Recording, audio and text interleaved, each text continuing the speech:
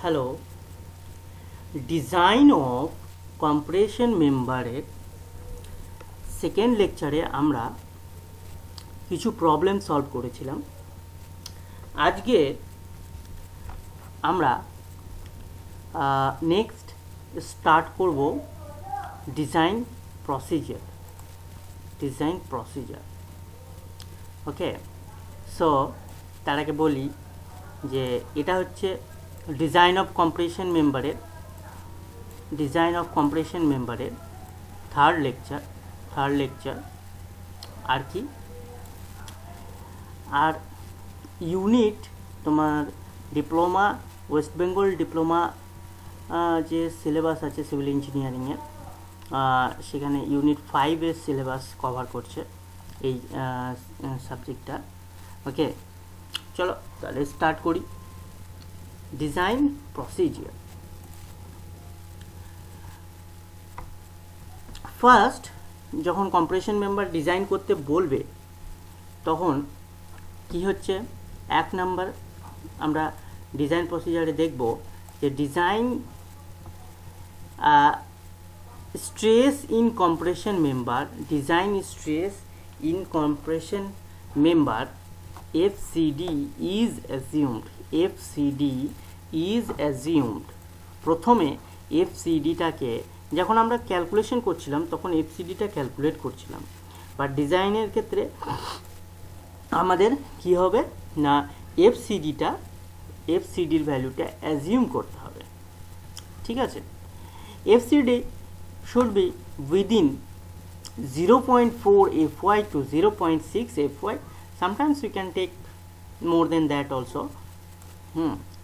বেশ, এবার যখন FCD আমরা ক্যালকুলেট করব তারপরে কি করব, স্লেন্ডারনেস রেশিও দেখব, অ্যাজিউম করব। স্লেন্ডারনেস রেশিও অ্যাজিউম কীরকমভাবে করতে হবে, যদি সিঙ্গেল অ্যাঙ্গেল মেম্বার হয় তখন আমরা স্লেন্ডারনেস রেশিও 100 থেকে 150-র মধ্যে অ্যাজিউম করব। যদি ডাবল অ্যাঙ্গেল হয় তাহলে 80 থেকে 120-র মধ্যে দেখব। ওকে, তাহলে এই দুটোর মধ্যে আমি স্লেন্ডারনেস রেশিও এইসব ভ্যালুগুলোর ক্ষেত্রে চুজ করব when FCD will be 90 kilonewton per millimetre square.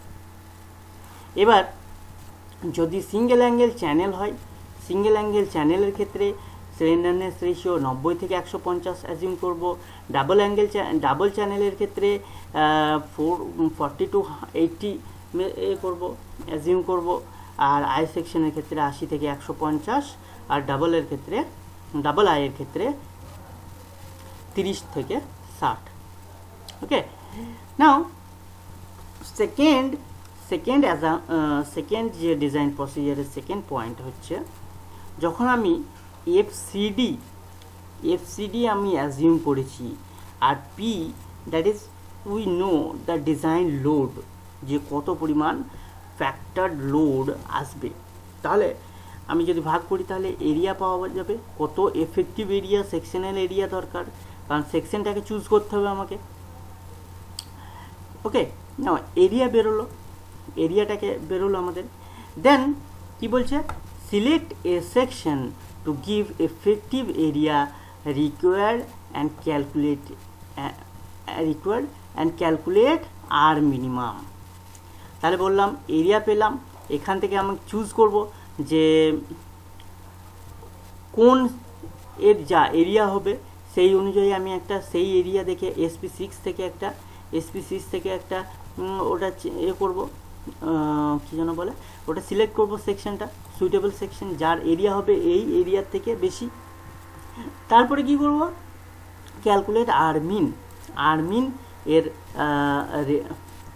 Radius of gyration, minimum radius of gyration যেটা হবে সেটা আমরা টেবিল থেকে পেয়ে যাব। ওকে, আর যদি কম্পোজিট সেকশন হয় তখন আমাকে আরমিন ক্যালকুলেট করতে হবে। নাও ফোর্থ পয়েন্ট হচ্ছে determine the effective length and slenderness ratio. তাহলে এরপরে আমরা কানেকশন দিলাম, এরপরে কি করব, এফেক্টিভ লেন্থ এলই মেজার করব, এলই মেজার করলাম। তারপরে কি হলো, তারপরে স্লেন্ডারনেস রেশিও ল্যামডা মেজার করলাম।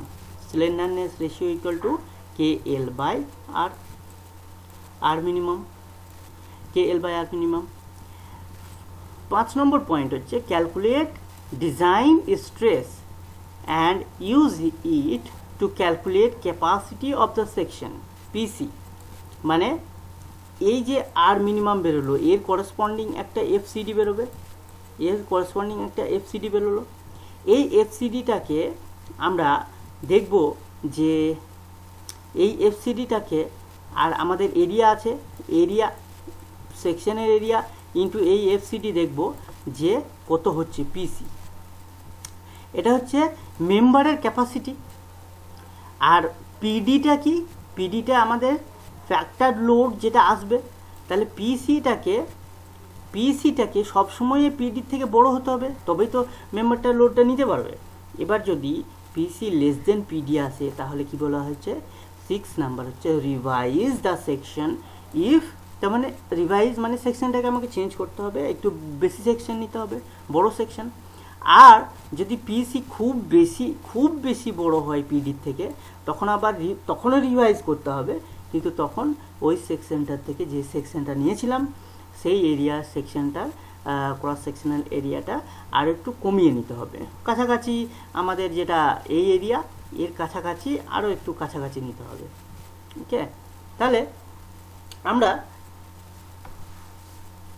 আমরা একটা প্রবলেম সলভ করি ডিজাইন রিলেটেড। এটা করলে মোটামুটি কমপ্লিট হবে কম্প্রেশন মেম্বারটা প্রবলেমের দিক থেকে। Now design a single angle strut connected to the gusset plate to carry 180 kilonewton factor load, মানে FD factor load FD equal to 180 kilonewton, 180 kilonewton এটা বলা আছে। The length of the strut between center to center intersection is 3 meter. ওকে, তার মানে length বলে দিল 3 metre, 3 metre লেন্থের Strat.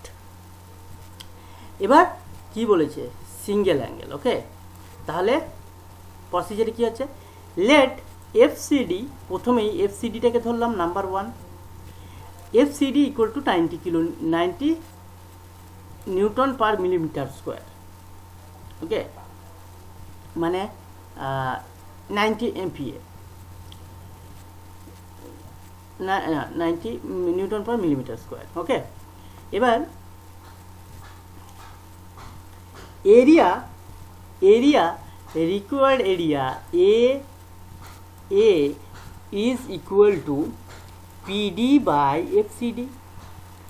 P equal to 100 kilonewton বলা আছে, 180 কিলোনিউটন গণিত 10⁻³ কিলোনিউটনটাকে নিউটন করা হয়েছে, এবং FCD ইকুয়াল টু 90। ওকে, তাহলে ভাগ করলাম 2000 মিলিমিটার স্কোয়ার। এবার আমি SP6 থেকে যদি দেখি, আমি চুজ করলাম, আমি ট্রাই করছি ISA 90 × 90 × 12, ঠিক আছে, যার সেকশনাল এরিয়া হচ্ছে 2019 হচ্ছে ক্রস সেকশনাল এরিয়া। এটা কোথায় থেকে পাবো, SP6 1964 আবার আমরা যাব, এর সেকশনাল এরিয়া দেখব যে চ্যানেলে 90 × 90 × 12 সেকশনটার প্রপার্টি। কারণ আমি এখান থেকে প্রথমে তো আমি জানি না, আমি অন্য সেকশনে চুজ করতে পারি, সেই জন্য তোমরা যে কোনো একটা সেকশন চুজ করতে পারো। কীরকমভাবে, যে আমরা চ্যানেলে যাব, অ্যাঙ্গেল সেকশনে যাব, অ্যাঙ্গেল সেকশনে ইকুয়াল অ্যাঙ্গেল সেকশনে গিয়ে আমরা কি করব, ইকুয়াল অ্যাঙ্গেল সেকশনটা আমরা চুজ করব। আরে এগুলো তো অনেক চলে এলো, প্রথমের দিকেই তাই তো ruled equal angle section ISA 90 into 90 into 12, 90 into 90 into 12, এই দেখো আইএসএ 90 ইন্টু 90 ইন্টু 12 কি 20.19, 20.19 মানে সেন্টিমিটার স্কোয়ার, তার মানে 2019 2000 থেকে লিটল হায়ার। সো আমরা বুঝতে পারছি এই সেকশনটা আমরা নিয়ে কাজ করতে পারি। এবার আর মিনিমাম কোথা থেকে ক্যালকুলেট করব? এই যে টেবিলটা আছে SP6 এর প্রপার্টি, SP6 এ আর মিনিমাম কোথায় আছে? এই লাইনটাতে নেই, এটা 4 নম্বর তো, ঠিক আছে, এই যে এখানে আছে 90 ইন্টু 90 ইন্টু এটা 12। এবার দেখো এটা হচ্ছে r x x equal to r y y, r u u and r v v, এই তিনটের মধ্যে যেটা মিনিমাম হবে সেই ভ্যালুটা নেব। তো আর ভিভিটা মিনিমাম আছে, মিনিমামের আর ভিভি মিনিমাম, এই তো এইটা হচ্ছে আর ভিভি 1.74 1.74, তাহলে 17.4, 1.74 সেন্টিমিটার ছিল, এটাকে 17.4 মিলিমিটার করলাম। হ্যাঁ, এবার আমাকে কী করতে হবে? অ্যাজিউম কী করতে হবে? স্লেন্ডারনেস রেশিও, তাই তো নাকি না? Assume the Strat will be connected to the gusset plate with at least 2 volts। এইটা আমাকে অ্যাজিউম করতে হবে, 2 ভোল্টের দ্বারা অ্যাজিউম করব। কারণ কি, সেখানে আমরা যে ডিজাইনটা করব সেটা আমরা আসছি। দেখুন 2 voltsের ক্ষেত্রে হলো, যখনই এটা হলো তাহলে K will be equal to 0.85, okay, and L equal to 3000 millimetre. তাহলে KL বাই আর মিনিমাম সমান হচ্ছে 145.55। তাই এটা 180 থেকে কম, তার জন্য ওকে, 180 থেকে কম হতে হবে কন্ডিশন স্লেন্ডারনেস রেশিও, আর ঠিক আছে। এবার এই 145.55টাকে করেসপন্ডিং এফসিডি কত হবে সেটা আমরা স্টেপ ওয়াইজ দেখছি, যে এবার এফসিডিটা ক্যালকুলেট করতে হবে, এর করেসপন্ডিং কত হচ্ছে। তাহলে এর করেসপন্ডিং এফসিডি ক্যালকুলেট করতে গেলে আমাকে যেতে হবে IS 800 2007। IS 800 2007-এ আমরা টেবিল নাম্বার যাব, IS 800-এ এফসিডি 9, টেবিল নাম্বার 9 এফসিডি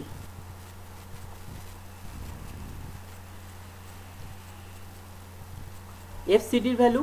এবার কি বলেছে, এটা আমরা কি নিয়ে কাজ করছি? আমাদের তো বাকলিং ক্লাস জানতে হবে। আমরা কি জানি, এটা অ্যাঙ্গেল নিয়ে কাজ করছি। অ্যাঙ্গেল অবশ্যই সবসময় কি হবে? বাকলিং ক্লাস সি এর মধ্যে পড়বে।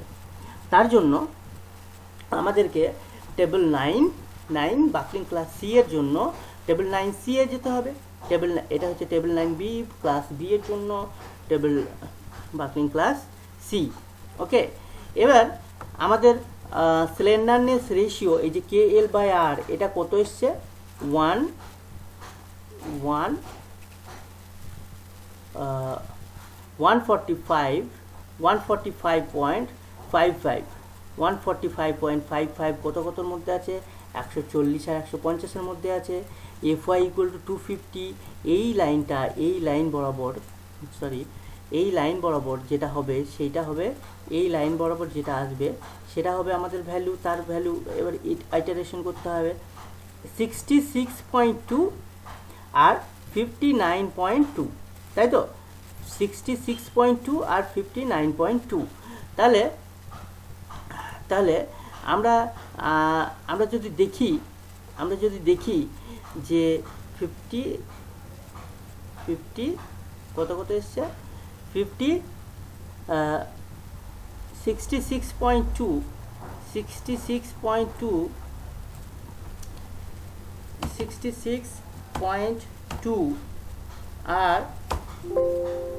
আর কত হচ্ছে?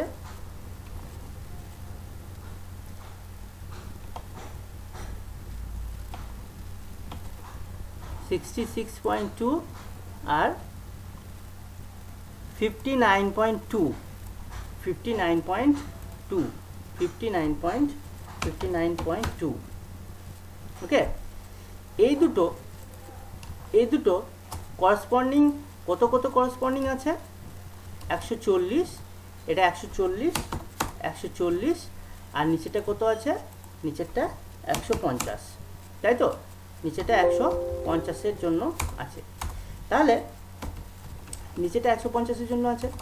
তাহলে এবার আমি যদি এই আমাকে মেজার করতে হবে কততে, আমাকে মেজার করতে হবে কতর জন্য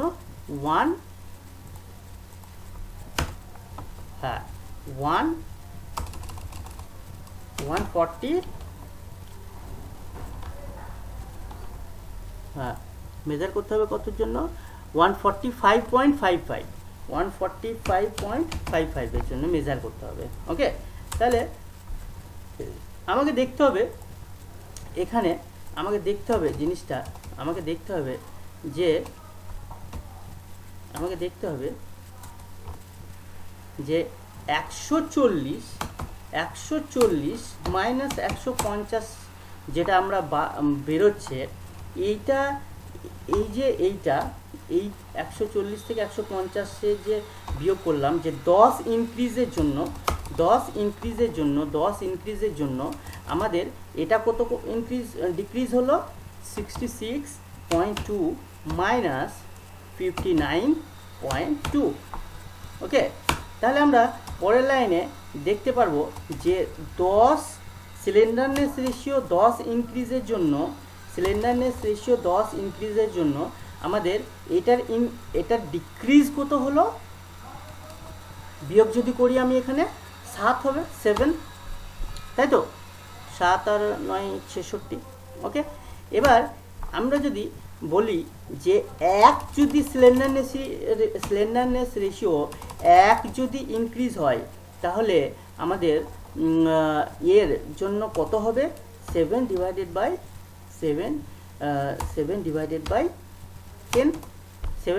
10, that will be equal to 0.7। না এবার 140 থেকে 145 ইনক্রিজ হয়েছে, তাহলে কত ইনক্রিজ হয়েছে 145.55 মাইনাস 140 ইনক্রিজ হয়েছে, তার মানে এটা সমানই কত ইনক্রিজ হলো 5.55 ইনক্রিজের জন্য। তাহলে সিলিন্ডারনেস রেশিও আমাদের কত ডিক্রিজ কত হবে 0.7 into 5.55, that will be equal to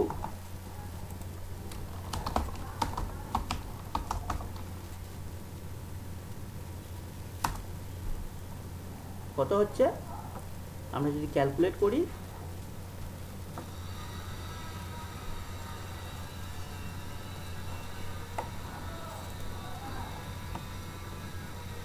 এক মিনিট,